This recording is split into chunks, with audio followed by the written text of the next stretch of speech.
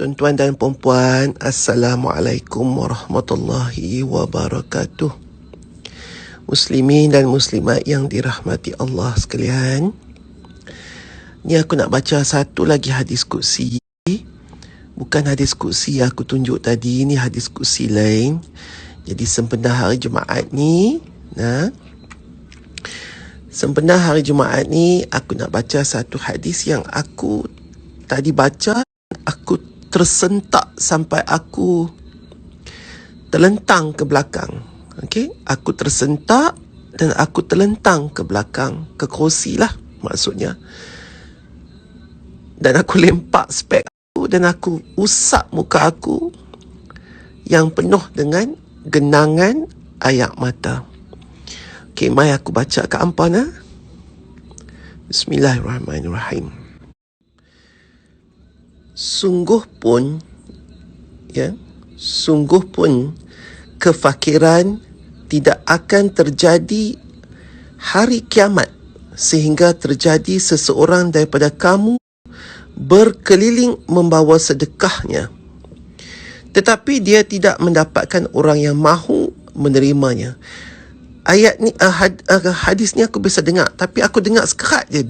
Banyak kali lah aku pernah, tapi macam mana hari ni boleh jumpa sampai hujung. Okay, selalu sebab apa? Kita ni bila hari kiamat, kiamat tu tak akan berlaku apabila masih lagi kita ni jinjing usung bawa jari sedekah kita apa semua, usung nak bagi ke orang. Selagi ada orang yang menerima sedekah itu dan jariah itu, maka tidak terjadilah kiamat itu lagi. Faham tak? Yang kerana itu pada kiamat tu nanti, dekat-dekat betul kita nak kiamat tu, orang akan tidak memerlukan lagi sedekah kerana masing-masing penuh dengan nikmat.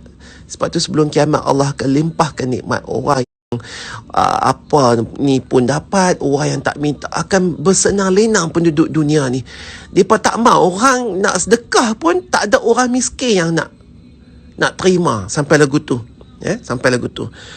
Baik. Kemudian pada hari kiamat, pasti setiap orang daripada kamu akan berdiri di hadapan Allah, dan di mana antara dirinya dan Allah tidak ada tabir dan tidak ada penterjemah akan menjadi juru bicara baginya.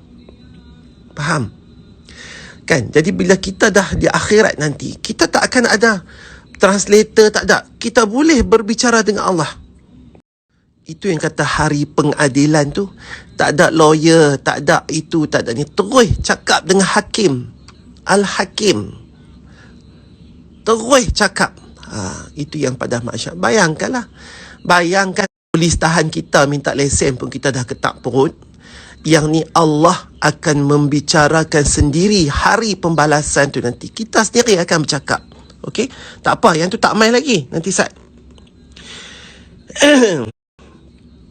Lalu Allah pasti akan berfirman. Allah akan tanya apa kat kita? Allah akan tanya macam-macam. Dan salah satu yang Allah akan tanya dekat kita selain pada ibadah kita, solat, zakat dan sebagainya, Allah akan tanya benda ni. Allah akan berfirman, bukankah aku sudah memberimu harta? Dan jangan ingat bila Allah tanya, sudahkah aku memberimu harta? Ini bukan soalan-soalan wajib kepada orang-orang kaya sahaja, orang-orang yang berharta. Semua orang. Dan harta itu boleh dikupas dalam sangat halusnya dalam bentuk apa. Okey? Jadi Allah tanya, sudahkah? Allah berfirman, bukankah aku sudah memberimu harta? Lalu orang itu berkata, benar ya Tuhanku, benar. Orang tu kita lah. Kan? Kemudian Allah berfirman lagi, bukankah aku sudah mengutuskan seorang rasul kepadamu? Orang itu berkata, benar ya Allah. Maka orang itu pun memandang ke sebelah kanannya, tetapi dia tidak melihat sesuatu kecuali neraka. Lalu dia melihat ke sebelah kirinya, tetapi dia juga tidak melihat sesuatu kecuali neraka. Allah berfirman, tanya kat kita soalan, bukankah aku dah bagi hampa harta? Kita jawab, ya.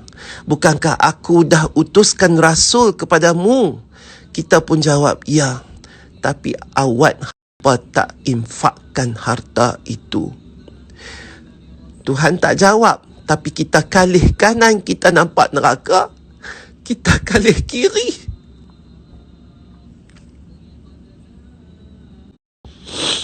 Kita tak nampak apa-apa kecuali neraka juga. Itu jawapan yang Allah bagi. Allah tak jawab. Tapi kita kalih dan kita nampak kanan neraka dan kiri neraka. Dengan soalan, tidakkah aku telah memberimu harta dan tidakkah aku telah mengutuskan Rasul? Jadi pasal apa kita nak kedekut? Jadi tuan-tuan dan puan-puan muslimin yang muslimah yang saya rahmati sekalian, sebelum berlakunya dua perkara, yakni kiamat kematian kita dan juga kiamat dunia ini, ya, kiamat kematian makna kata kita ada harta tetapi kita tak mau nak sedekah ke orang, kita tak mau nak infak ke orang. Habis kalau kita dicabut nyawa, habis kita punya peluang untuk menjawab soalan yang Allah akan tanya dekat kita seorang-seorang nanti di akhirat nanti. Dan sekiranya berlaku kiamat nanti, sampai tak ada orang yang mau terima infak kita, kita tak boleh nak dapat pahala tu, kita tak boleh nak jawab soalan tu nanti. Pasal apa hantar infak sedangkan aku dah bagi tahu, aku dah turunkan Rasul ke hampa ketegak juga. Maka kita kalihlah kiri dan kanan kita nanti, dan apa yang kita akan nampak. Jadi tuan-tuan, jangan tunggu dua perkara itu. Jangan tunggu kita nak mati baru nak sedekah, dan jangan tunggu hari yang mana hampir dengan hari kiamat yang mana kita nak sedekah pun orang pun tak mau. Nah, InsyaAllah, siapa yang dengar ni semua, minta-minta tergolong di dalam orang-orang yang suka bersedekah. Amin ya Rabbal Alamin. Dan minta-minta siapa yang dengar ni, pilah buat benda yang patut supaya kita dapat jawab soalan Allah itu, dan supaya apabila kita melihat kiri dan kanan di mahsyar tu nanti, kita akan nampak pintu-pintu syurga yang terbuka luas, yang mana Nabi Muhammad SAW akan menunggu kita di pintu itu untuk mempersilakan kita masuk bersama-sama baginda. Allahumma salli ala Sayyidina. Maka tuan-tuan dan puan-puan sekalian, kita yang masih hidup ni, bantulah mereka yang sudah meninggal dunia. Mungkin mak bapak kita, adik-beradik kita, sahabat kita. Bantulah mereka untuk mereka jawab soalan itu dengan kita yang masih hidup ni. Sedekahlah mungkin atas nama mereka ke apakah. Nah, kalau mereka dah tinggal harta kat kita, ambil harta mereka tu, sedekahlah atas nama mereka. Sebab mereka tak sempat, mereka tak dan. InsyaAllah.